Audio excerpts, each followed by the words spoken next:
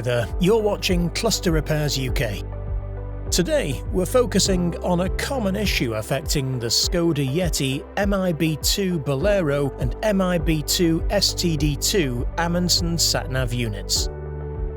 These sat-nav units come in single or dual memory card slot versions and may or may not include a CD player. Common faults repaired with this service are a touchscreen that's erratic or very slow to respond, a touchscreen that's failed completely, or one that's heavily marked or cracked. If your screen is delaminated or bubbled, we recommend using our complete display replacement service. Here you can see an example of a faulty display suffering from touchscreen failure. At Cluster Repairs UK, we offer a full touchscreen repair service backed by a lifetime warranty. And now, following a complete repair, the screen is fully restored, responsive, accurate, and operating just as it should. Established in 1986, Cluster Repairs UK operates from 2 UK locations and is proud to offer award-winning customer service. With decades of experience, we are a name you can trust.